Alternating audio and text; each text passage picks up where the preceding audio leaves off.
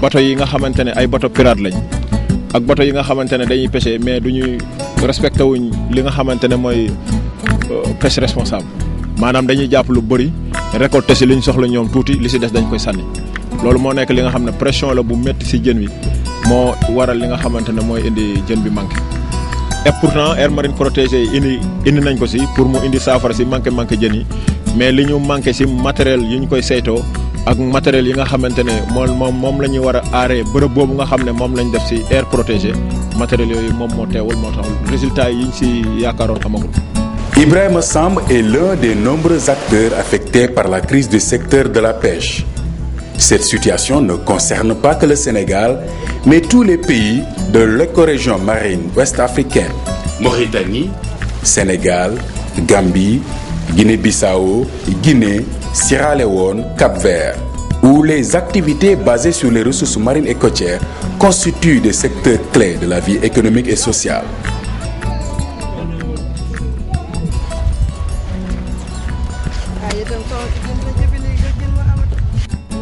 gis nga fii yëpp nii dafa daan fii dell ak jën waaye li jën manqué moo tax ñoo liggéey fa tuuti yii kon bu doon solo soogoo tey jën bari ba nga xam ne fii boo fi ñëwee da ngay yeb ndax Burkina bi dañ daan ñëw fii ba yeb yóbbu Burkina di jaayi ndax boo daa ñëw si place di yeb ay ñaar téeméeri tonnes booba jën bare na. Ici, tout ou presque est à l'arrêt. Les fours de transformation des produits halieutiques, les camions frigorifiques et leurs propriétaires qui en sont réduits à déviser. Mareyeur yi nga doon gis tefes bi yëpp da daan fees ak nit ay junni ñoo fi daan xëy ku ne di jël sa wërsëg tey mën naa wax ne junni boo ko génnee bëgg na génn tefes gi da ngay sonn parce que kenn liggéeyal ku liggéeyal mënoo am. bateau yi ñoo napp géej yi miine xeer yi ñu toj léegi jën bi daw dem côté de Mauritanie ak Guinée yooyu. La sensibilisation des pêcheurs contribue à accélérer la dégradation de l'environnement marin et les organisations professionnelles peinent à y remédier. 90% des pêcheurs, c'est des analphabètes. Déjà, ça, c'est un problème qui dégrade complètement le milieu halieutique. Même les gens qui connaissent quelque chose ne peuvent pas les conscientiser parce qu'ils manquent d'éducation. Bon, vraiment, nous demandons qu'ils viennent nous appuyer sur la formation de nos membres. Saint-Louis, Joal Fadiout illustre parfaitement tout le mal-vivre du secteur de la pêche au Sénégal, mais aussi dans les pays de l'écorégion marine ouest-africaine.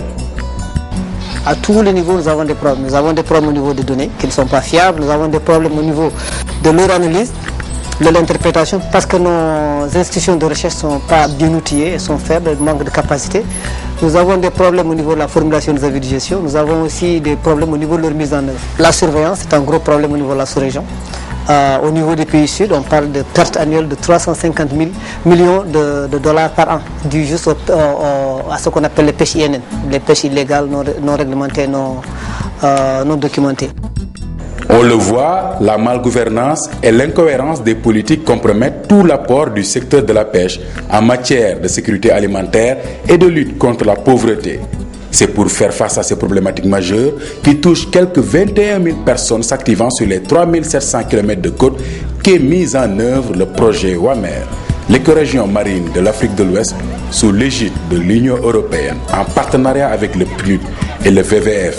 Le rôle du PNUD est de mettre son expérience acquise à travers le monde à la disposition des États partenaires de ce projet.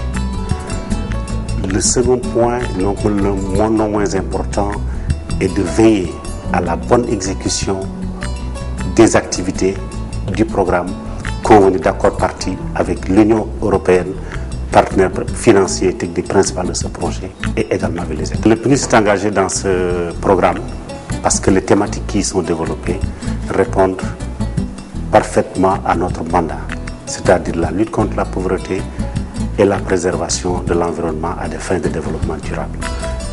Ce projet a la particularité de couvrir 7 pays, d'où son caractère sous-régional, ce qui est également un motif complémentaire du PNUD de s'engager dans sa mise en œuvre et dans son emploi. Le WWF, qui est chargé de la mise en œuvre du projet WAMER, s'appuie sur 4 leviers.